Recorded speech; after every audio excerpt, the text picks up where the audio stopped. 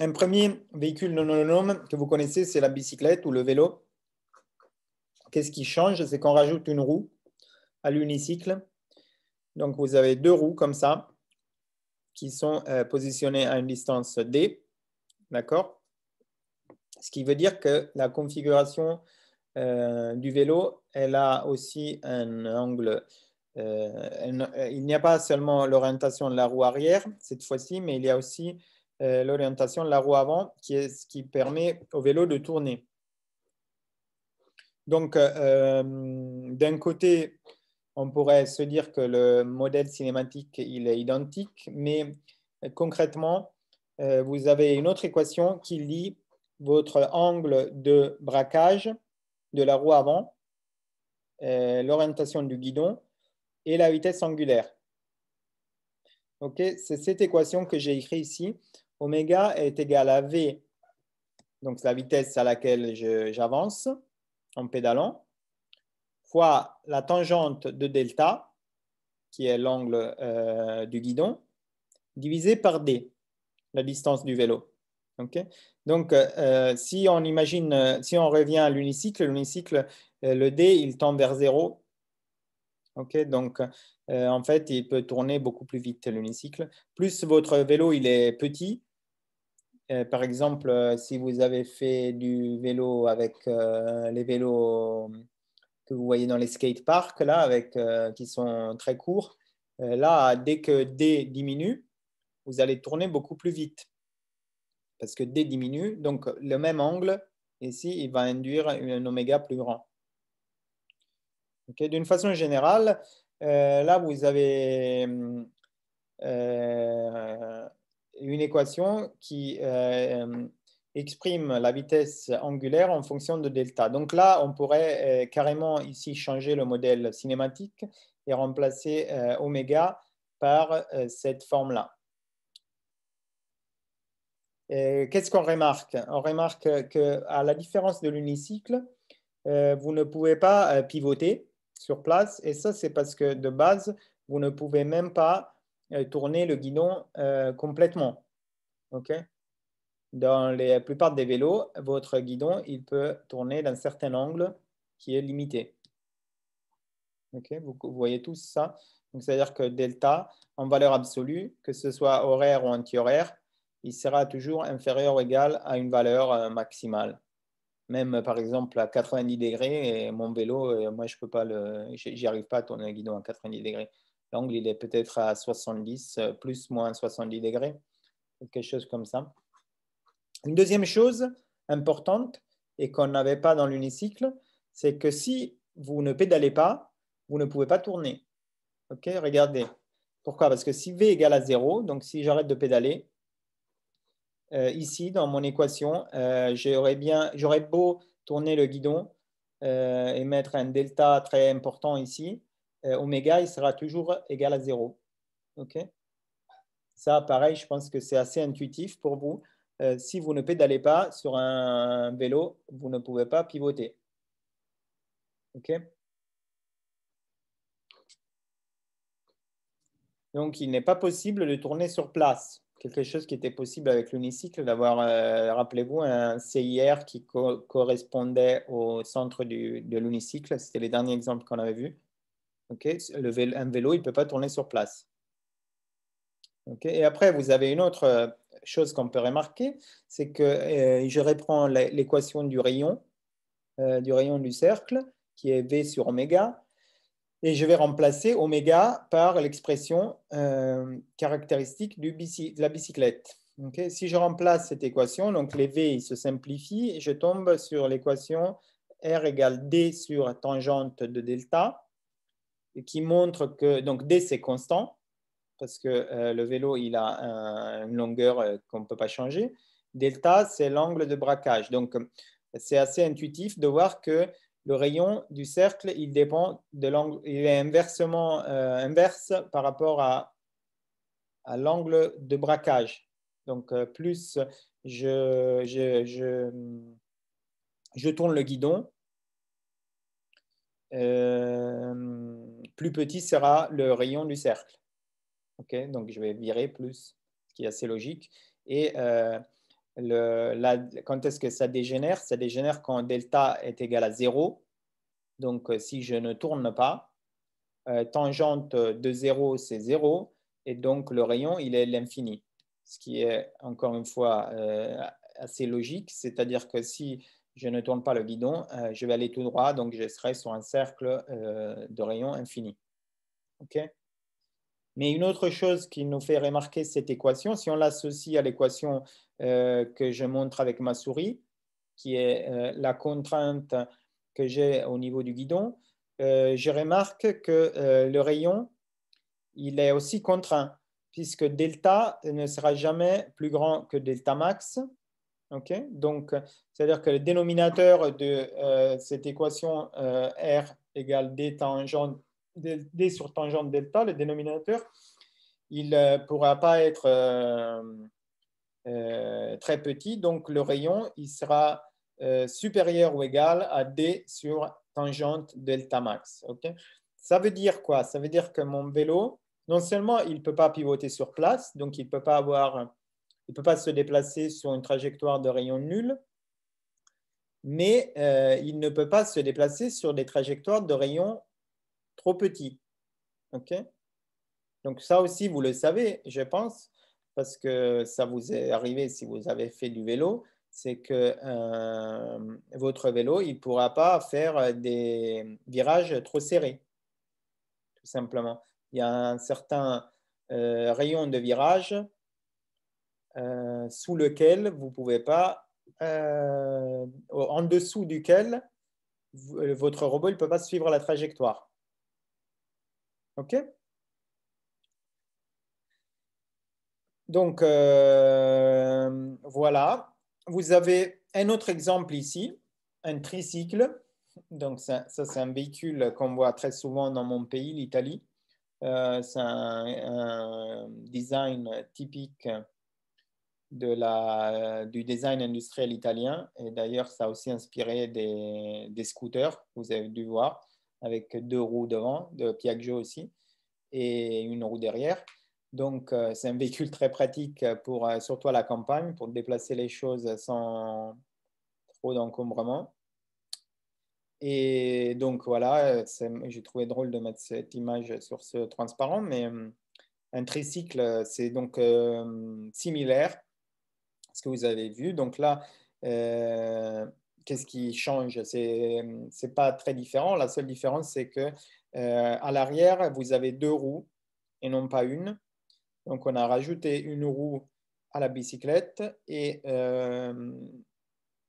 d'un point de vue cinématique, ça ne va pas changer grand-chose par rapport à la bicyclette. Vous avez les mêmes caractéristiques, c'est-à-dire que la vitesse angulaire, elle va être contrôlée par l'angle de braquage du volant.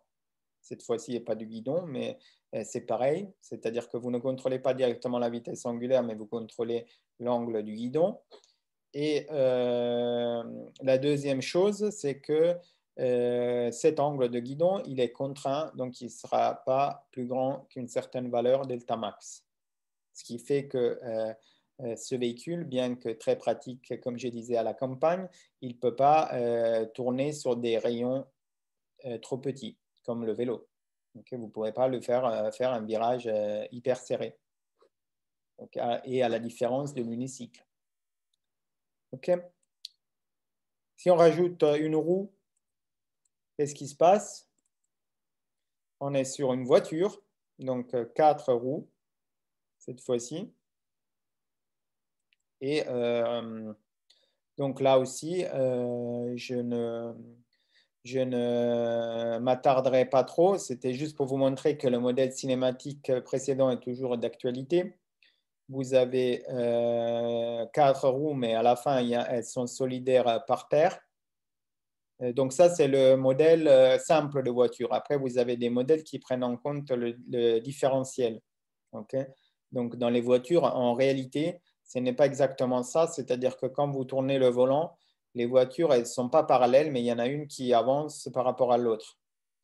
Donc c'est le différentiel qui fait ça. Donc c'est un peu simpliste comme vision, mais ça permet quand même de retrouver le même modèle cinématique. Donc mon objectif ici, c'était surtout de vous montrer que ces véhicules se ressemblent et qu'à partir de l'unicycle, on peut construire des modèles simples, mais qui représentent tous ces véhicules.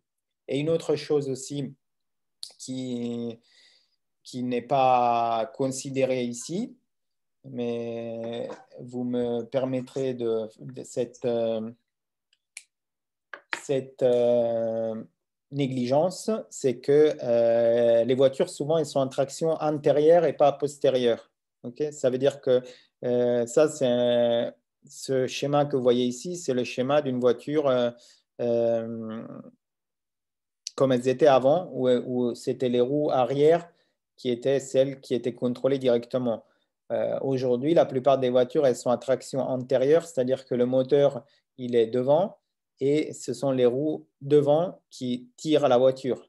D'accord? Donc, la vitesse V, normalement, elle ne devrait pas être là, mais elle devrait être sur les roues devant, ok, à l'avant. Donc, si je mets la vitesse V sur les roues à l'avant, elle est inclinée de delta, donc le modèle, il est un peu différent.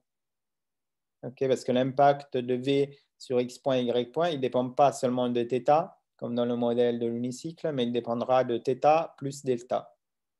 Ici, il faut changer les équations un peu, si on considère une voiture à traction antérieure. Monsieur, Oui. et les quatre roues directrices, c'est comment? C'est différent? C'est vraiment. On a trois angles ou pour les quatre roues directrices?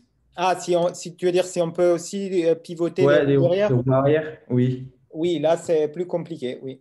C'est pour ça que je vous dis, là, je fais simple, hein. Mais oui, oui, c'est une très bonne question. Ce sera intéressant de l'étudier. Ben, clairement, il y a des gens, surtout en mécanique, les gens, ils étudient ce genre de modèle. Mais là, sur le coup, tu auras quatre, c'est plus sous-actionné parce que tu auras quatre variables d'actionnement à droite de ton équation. Et là, tout va changer. D'accord. Monsieur, Oui. mais pour ces voitures à quatre roues motrices, je crois que l'inclinaison des roues avant et l'inclinaison des roues arrière, c'est pareil, non? Euh, ben, il faut quand même l'inclinaison, je veux dire, quand même les roues, il faut les incliner pour pouvoir tourner. Oui, je veux dire que si on a le déphasage petit delta en haut, on aura le même angle en bas, non? Pour les roues arrière. Ah, tu veux dire qu'elles vont tourner, mais de l'autre côté? Non, du même côté. Comme ça? Oui. Non, pas à ma connaissance.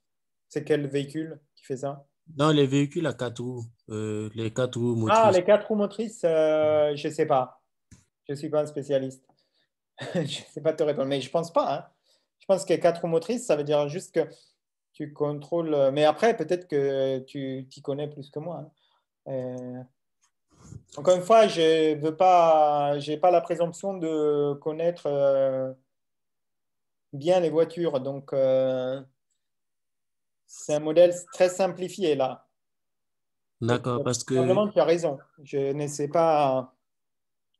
j'ai eu connaissance de voitures qui ont les roues avant et les roues arrière qui peuvent et contrôler la vitesse et l'orientation. Oui, je pense que c'est ce que évoquait ton collègue dans la question juste avant. Je pense qu'effectivement, oui, ça existe, mais c'est pas. Oui.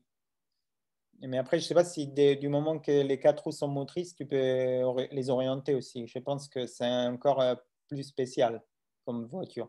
Je pense que les quatre roues motrices, ça veut dire que tu peux les contrôler indépendamment, mais en vitesse, pas en orientation. Euh, D'accord. Cependant, oui, bon, je veux dire, oui, il y a. Après, vraiment, si on rentre dans les classifications, il y en a un tas de véhicules. Donc là, j'essaie de faire au plus simple. Monsieur, pourquoi on divise par D pour la vitesse angulaire?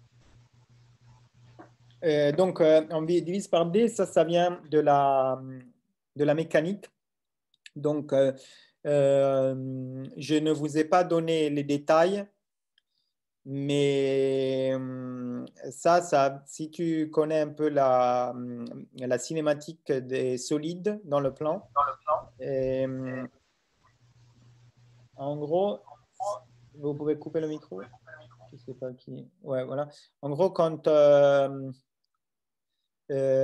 oméga est induit par la composante de vitesse perpendiculaire à cet axe-là. OK? Donc, du fait que je tourne le guidon ou le volant ou ce que vous voulez, mes roues, elles ne vont pas juste aller dans la direction avec les tirets, mais elles vont aussi avoir une composante perpendiculaire. Cette composante perpendiculaire, c'est V tangente de delta. Parce qu'en fait, ça revient à projeter V sur cet axe-là. OK? Mais le centre de rotation par rapport à cette vitesse, il se situe sur les roues arrière. Donc, l'effet que j'ai, enfin, pardon, l'effet de cette vitesse qu'on peut dire normale, si tu veux, à la direction, si ça c'est la direction tangentielle, ça on peut dire que c'est la direction normale. L'effet de cette vitesse normale V tangente delta sur le centre du véhicule sera obtenu en divisant par D. Parce que ça, c'est comme l'équation du rayon. Okay? À chaque fois, on peut passer d'une vitesse angulaire à une vitesse linéaire en divisant ou en multipliant par le rayon entre le centre de la vitesse angulaire et le point où est appliquée la vitesse linéaire. Donc, c'est de là que vient le D. Mais le centre de rotation, c'est les roues avant, c'est pas les roues arrière, non? Dans ce modèle, non, je considère le centre de rotation de oméga sur les roues arrière. Il existe des Ah, modèles, d'accord. comme tu dis, où on considère le centre de rotation, donc la vitesse oméga, on ne la considère pas là, mais on la considère autour de ce point-là. Tu fais ce que tu veux, hein, c'est un modèle. Donc tu peux faire un modèle différent. Par contre, si tu mets le centre de rotation ici, tes équations elles vont changer. Là, je vous ai fait un exemple avec... là, c'est cet exemple-là. Donc, c'est de là que viennent les équations. OK? Ok.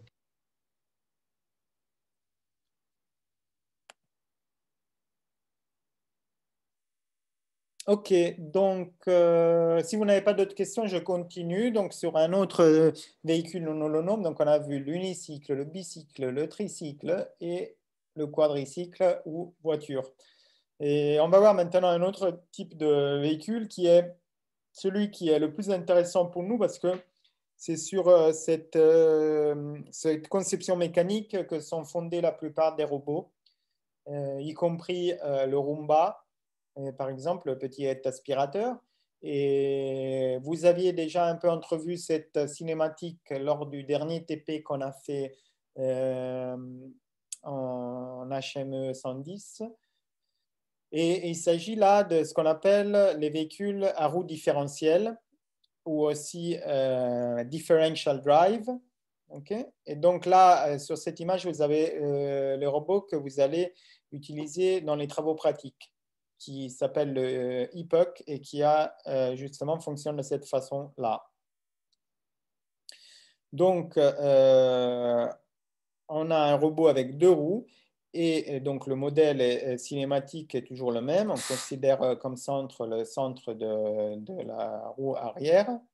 Et excusez-moi, un instant, on a sonné.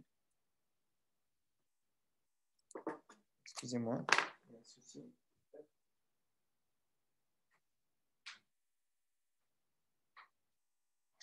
Oui. Ok, un instant. Vous pouvez monter? Vous pouvez monter? Oui.